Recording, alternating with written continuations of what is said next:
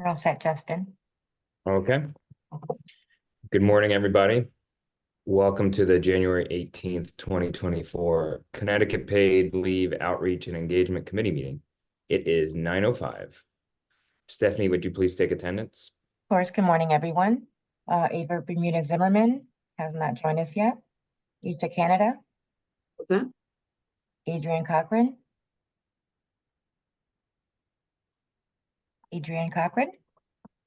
Hasn't joined us yet. Sheila Hummel. Present. Molly will not be joining us today, and Justin Zartman. Present. All right, we have a quorum. Thank you. Oh, we do not have a quorum. Sorry, we do not have a quorum. So we do not have a quorum, so we won't be taking any business unless we do get a quorum in the meeting. But I would like to thank the members of the public for joining us this morning, any that are here. And now I will turn it over to Jessica to provide an outreach and engagement update. Thank you, Justin. Good morning, everyone.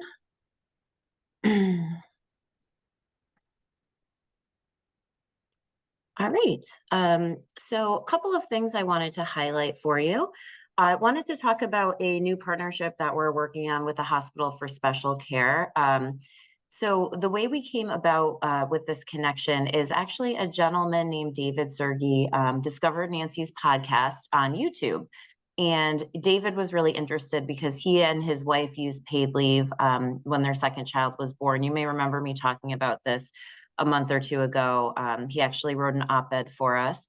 But he and his wife were in Florida when they had their first child, did not have paid leave as a benefit. And so they were looking at where to move when they had their second child, and Connecticut was their choice. And one of the important reasons was because of our paid leave program.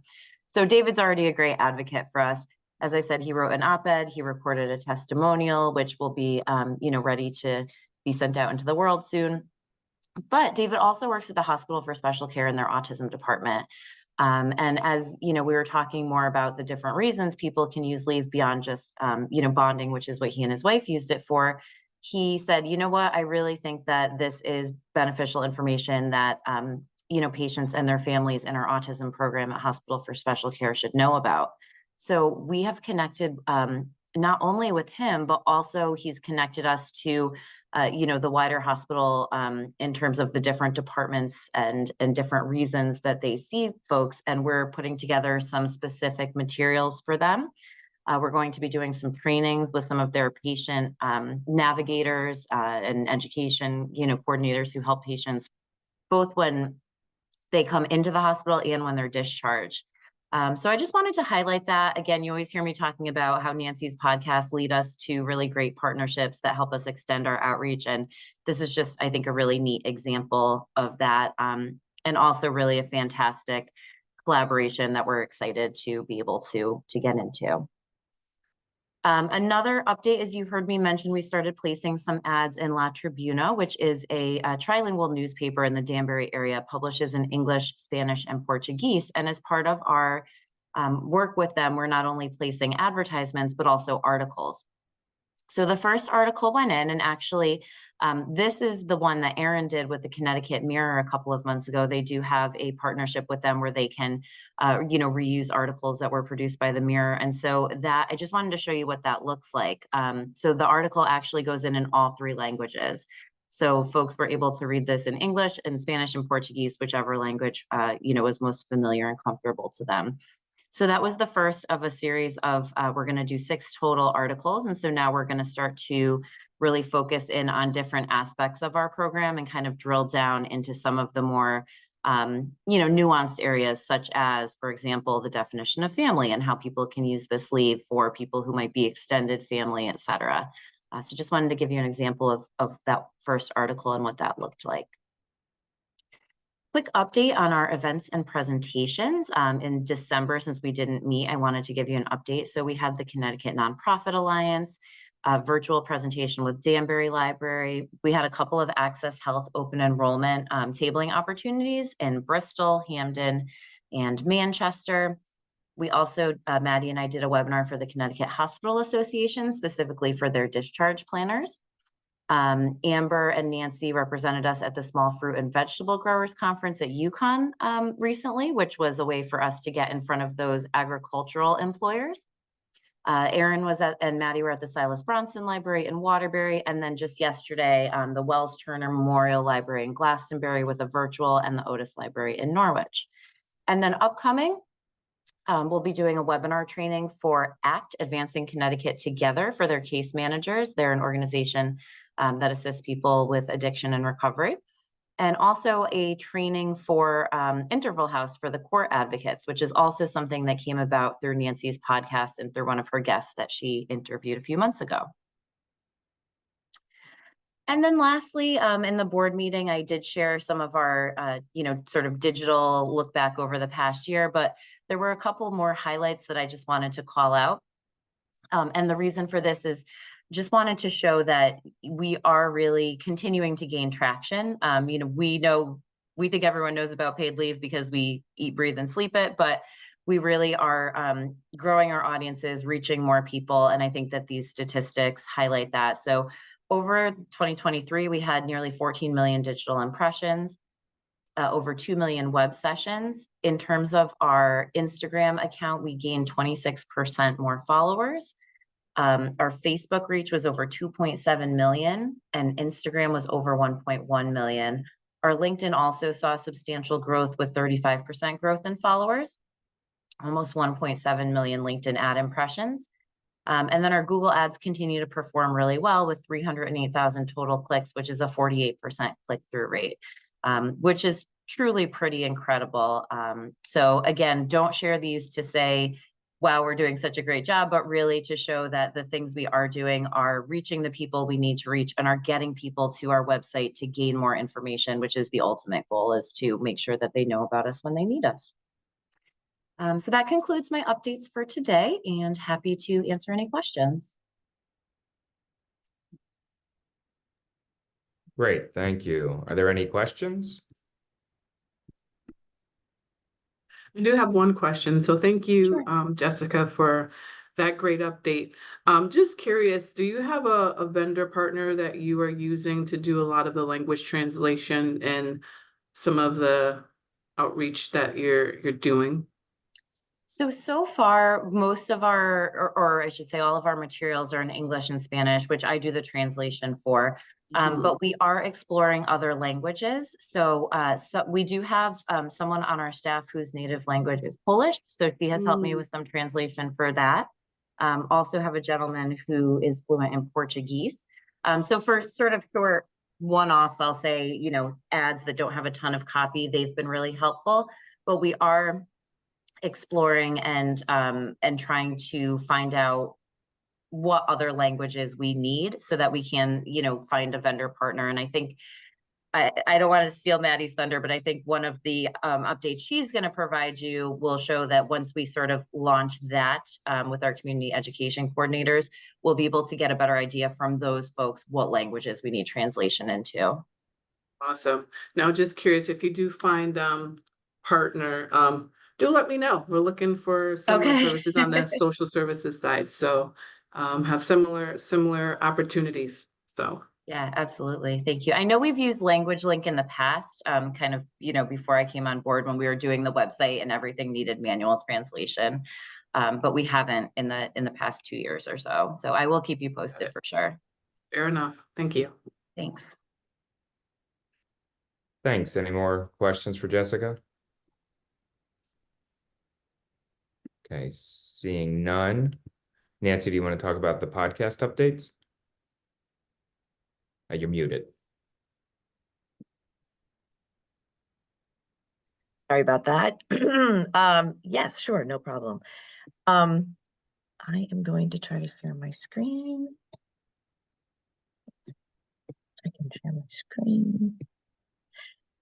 Okay, so I'm kind of going to do a little backtrack on the Paid Leave podcast for the whole year.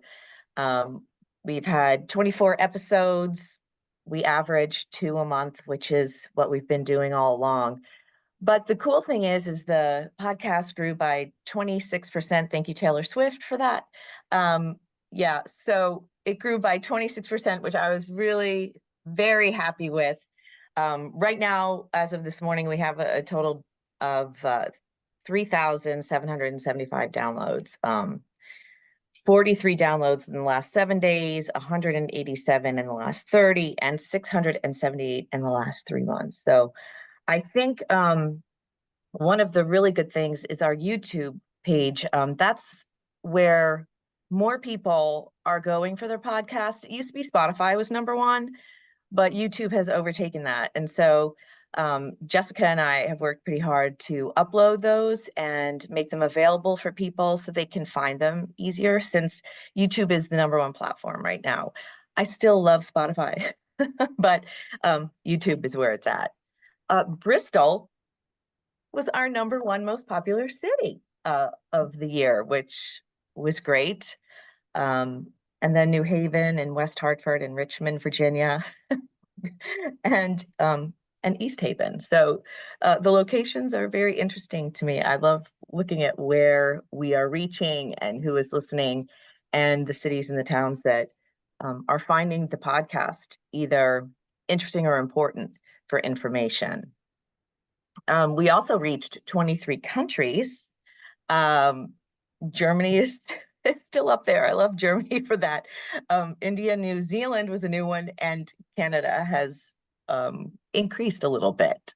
And the top episodes of last year was with Kevin Schuler from CCAR. It was a really powerful podcast. His story, he's the star, the story that he tells of his addiction, and he is now a manager at CCAR for other coaches who go into hospitals and help people with addictions.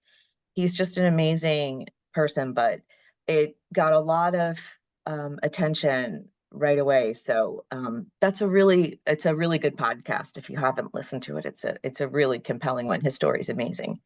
And then of course, Erin, our leader here, she did a podcast talking about the difference between Connecticut paid leave, Connecticut FMLA, and the federal FMLA, because it can be very confusing to a lot of people. So we did that. And I talked to people at Interval House about how domestic violence survivors navigate the court system. And I had someone on who was navigating both the criminal and the civil. And then living and working with epilepsy, I had an epilepsy patient on talking about how difficult it was for him to find work, and how I got a really great education about epilepsy. He had epilepsy seizures when he was younger, and he went 20 years without it, and that can happen to people. And sometimes they grow out of it. So it was a really interesting and educational podcast for me. And then this wonderful woman who's 30 years old and had a very aggressive form of cancer. We talked about breast cancer for Breast Cancer Awareness Month. And so for last year, the growth was 26%. Last year, we had 2,342 downloads in 23 countries. We did 2 a month, and the average, the ones that we did were 768 minutes of podcasts.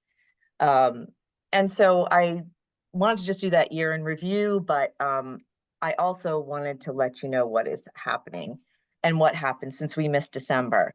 I did one on HIV AIDS awareness, and it was really wonderful. Casey Harding was just brilliant in talking and letting me know how treatments have improved for patients with HIV, and AIDS is really not much of an issue anymore. It's really HIV, and people living with it can, even though it's a chronic condition, they can live a very full life. And it's exciting that the treatments are getting better.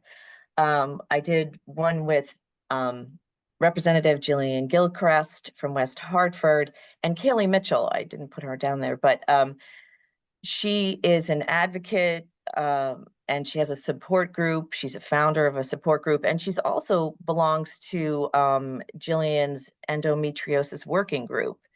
And she talked about how difficult it was getting diagnosed. It took her more, I think, 6 years to get diagnosed. And we talked a little about House Bill 6672, which is an act concerning endometriosis that Jillian really pushed forth, and we're like so cutting edge in the whole country. We have this bio repository, and it's so interesting how Jillian has done so much with endometriosis, and now even Jill Biden is looking at endometriosis and is going to be working on it. So it was really a fascinating one. In January, it is Cervical Cancer Awareness Month and Birth Defect Awareness Month. And I am going to be talking to Erin and Dr. Jennifer Jorgensen, who's a UConn Health OBGYN, about cervical cancer. And Erin is going to tell her story, which is wonderful. I think stories really resonate with people when they listen to a podcast. I also did one on Birth Defect Awareness Month. I talked to the March of Dimes. Erin Jones is the Director of Legislative and Strategic Council. So we sort of talked about how the March of Dimes has sort of morphed from this polio organization to really caring about moms and children and the outcomes, and why are we still having deaths, mortality rates that are so high with moms and babies. So we talked about a lot of stuff in that podcast. And in February, it's Rare Disease Awareness Month and Eating Disorder Awareness Month. I already have the eating disorder awareness is going to be with Rebecca Dueco of Walden Behavioral Care in Middletown. And we're going to talk about how paid leave can help in that aspect. And also I'm looking for a Rare Disease Awareness Month podcast. So if anybody has any ideas about Rare Disease Awareness Month, please feel free to get in touch with me. And Jessica already talked about really how podcasts are getting further outreach. She already talked about David Sergey, and they're doing something with ACT. In my search for HIV Awareness Month, I reached out to ACT, and I think I'm going to use them possibly for Pride Month. But I had a long conversation with them, and then we're starting this little partnership with them. And so we are going to be doing some outreach to the regional Ryan White and housing case managers next week. And then, of course, Jess also talked about domestic violence and how the navigating the court system created another education opportunity with Erin and Jessica going to talk to the court advocates this month, actually. So that concludes the podcast. If there's any questions, I'd be happy to help. I have a question. Sure. Since YouTube is becoming the preferred platform, how will that impact how we know who downloads it, who listens, etc.? It'll just go right, Nancy, you're going in and out, honey. Can you hear me now? Now we can, yep. So that's just going to be part of our download. The YouTube is all part of that. So it will link anytime that it hits our podcast on our YouTube page, it will be an open. So that's sort of how it is. It's like it's an open. And so we get those. We also can we can look at the analytics for those episodes just from YouTube, and then subtract it from the overall, so we'll be able to kind of still isolate like who's coming from YouTube, who's coming from other platforms. Okay. Yes. When we do Buzzsprout, it goes to everywhere, but like Jess said, we can extrapolate that information from YouTube. Thanks. Yeah, I've just Thanks, never Justin. used YouTube for my podcast. That's why I was curious. I know, right? I still am a Spotify Yeah. liker, but a lot of people, it's interesting to me that I sent that information to Jess that YouTube has become the #1 place for people to find their podcasts. And just I think I had sent it some months ago, but if you need a father, I have someone who they had their first child pre-Connecticut paid leave, and then the second child after, and the impact, being able to stay home with his wife more, and the second child, he really, he's open to talking about.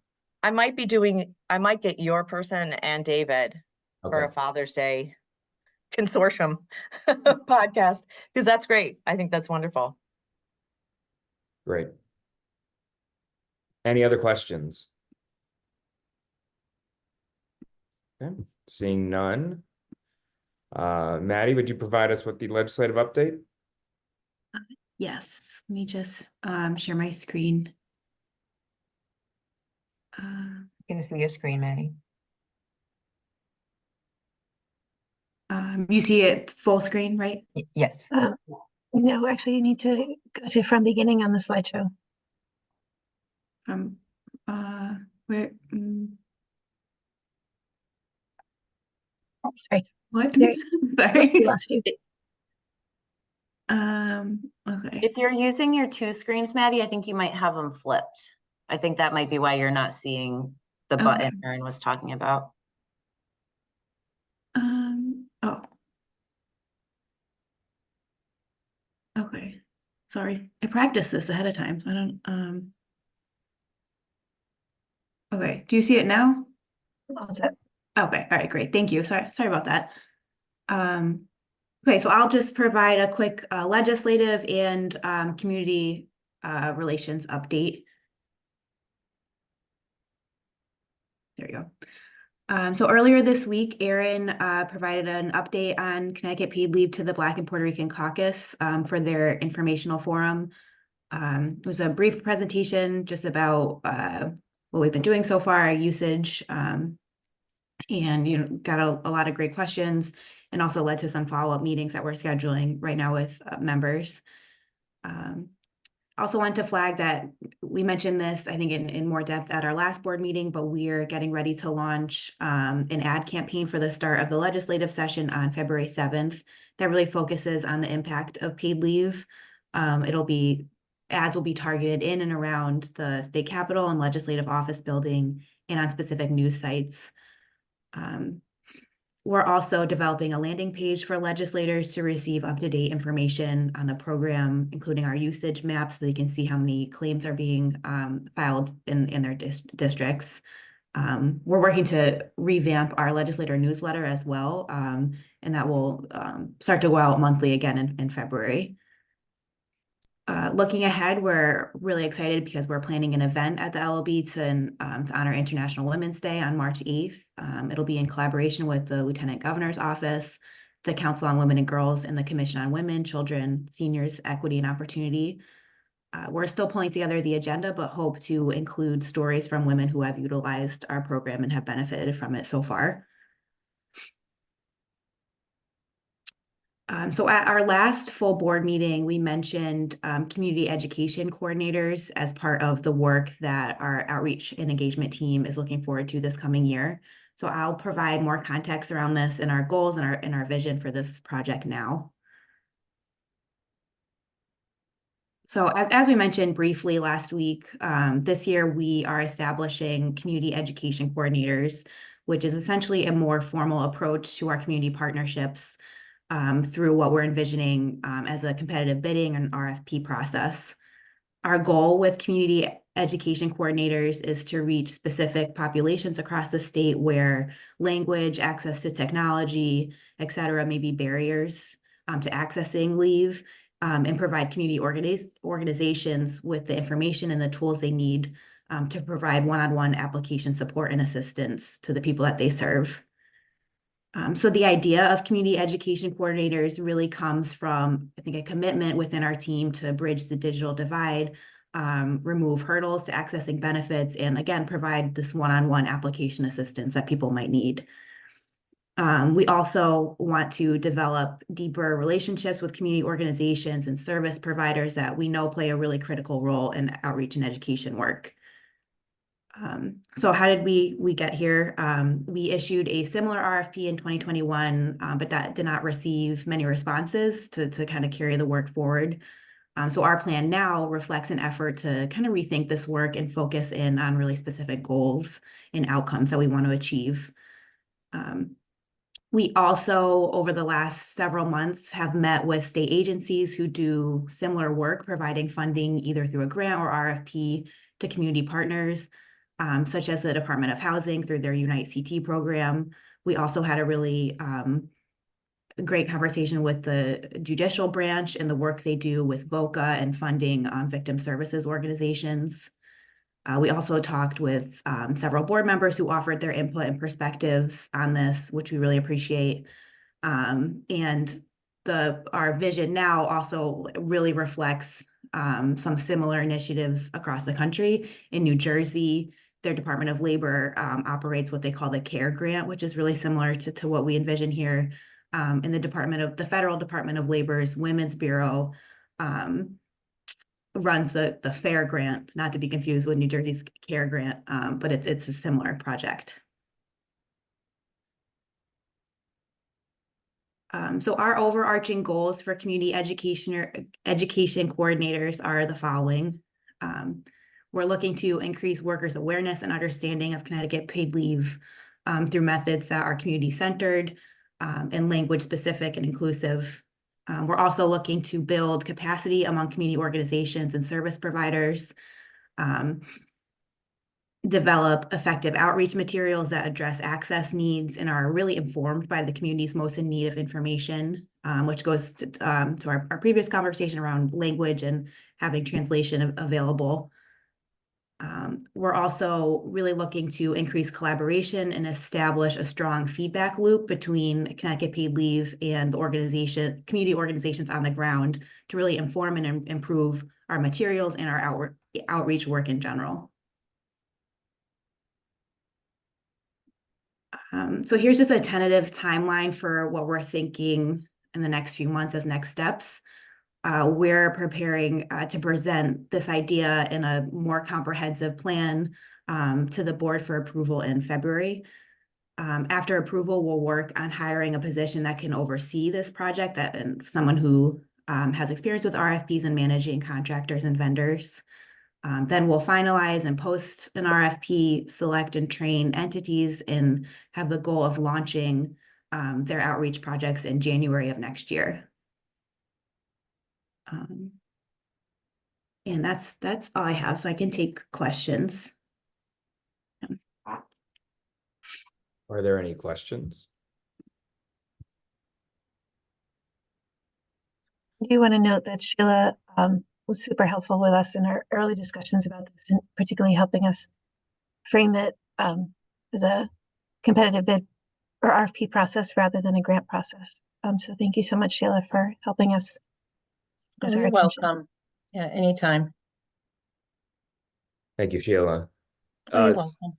Somewhat related, Maddie, and for you, Aaron, I just want to put on your radar.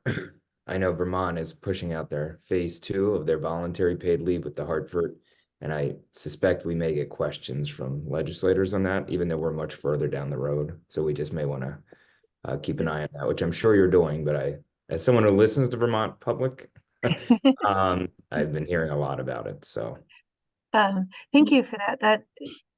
And actually, I have a call with New Hampshire, which is in a similar place, similar program Monday. So we do pay attention to what is going on in the other states and the different models. But I think you're right. It's helpful for us to be able to provide some of that context as well. great. Did anyone join us since we took attendance? No. Okay, No. so cannot take any official action.